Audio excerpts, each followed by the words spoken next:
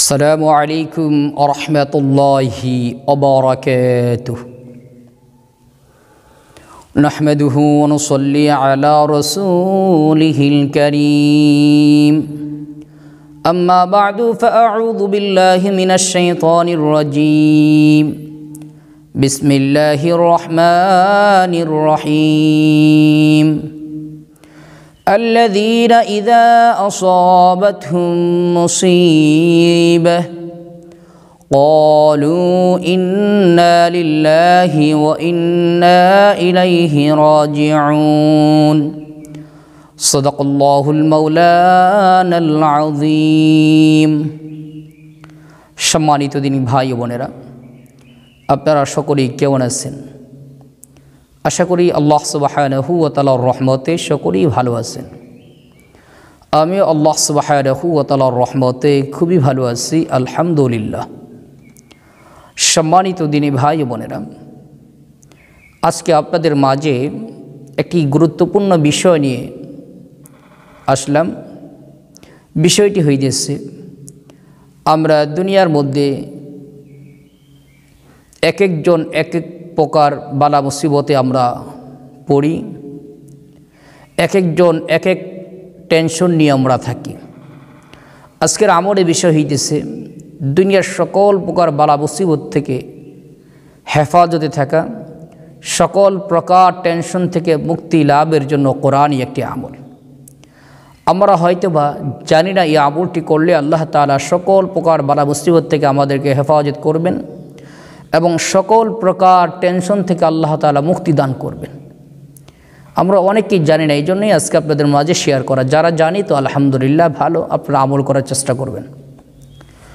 এক নম্বর, ফজরের নামাজের পরে এবং মাগরিবের নামাজের পরে, ফজর এবং মাগরিবের নামাজের পরে কয়েকবার ইস্তিগফার পাঠ করবেন, কয়েকবার দুরূদ-ই ইব্রাহিম পাঠ করবেন। এরপর এই আয়াতি কারিমা, কোরআনে কারিমের এই আয়াতটি আমি স্ক্রিনও লিখে দেব ইনশাআল্লাহ, অথবা আয়াতে কারিমার ছবিটি দিয়ে দিব।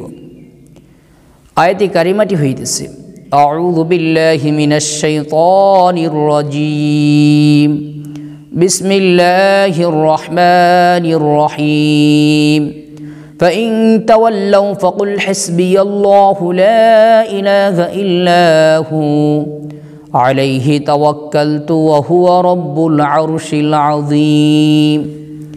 এই আয়াতটি সকালে 11 বার এবং সন্ধ্যায় 11 বার, ফজর এবং মাগরিবের নামাজের পরে 11 বার করে পাঠ করবেন।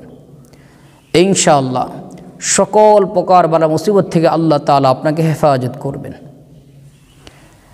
এটা আমল করবেন। সাথে সূরা কাফিরুন একবার বিসমিল্লাহর সহিত, সূরা ইখলাস একবার বিসমিল্লাহর সহিত, সূরা ফালাক একবার বিসমিল্লাহর সহিত, সূরা নাস একবার বিসমিল্লাহর সহিত, অর্থাৎ 4 কুল বিসমিল্লাহর সহিত একবার করে পাঠ করবেন সকাল এবং সন্ধ্যায়। ইনশাআল্লাহ দুনিয়ার সকল প্রকার বালা মুসিবত থেকে আল্লাহ তাআলা আপনাকে হেফাজত করবেন।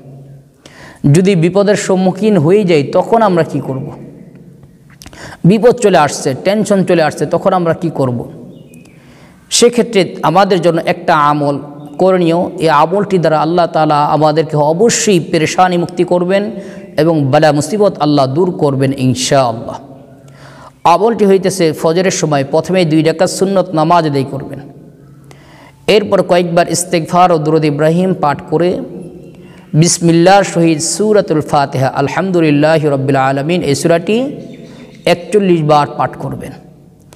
41 বার পাঠ করা হয়ে গেলে আবারও কয়েকবার ইস্তিগফার ও দুরূদ শরীফ পাঠ করে আল্লাহ পাকের নিকট খাস করে দোয়া করবেন।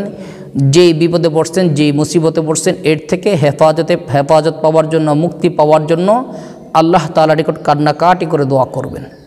দোয়া করা শেষ হয়ে গেলে ফজরের ফরজ নামাজ পড়বেন। ফজরের সময় সুন্নত এবং ফরজের মাঝখানে এই আমলটি করবেন একাধারে 11 দিন। ইনশাআল্লাহ যত বড় বিপদ হোক না কেন আল্লাহ তাআলা আপনাকে মুক্তি দান করবেন। যত প্রকার পেরেশানি হোক না কেন আল্লাহ তাআলা এই পেরেশানি থেকে আপনাকে মুক্তি দান করবেন ইনশাআল্লাহ। আল্লাহ তাআলা আমাদেরকে এই দামি আমলটি করার তৌফিক দান করুন, আমিন। আসসালামু আলাইকুম ওয়া রাহমাতুল্লাহি ওয়া বারাকাতুহু।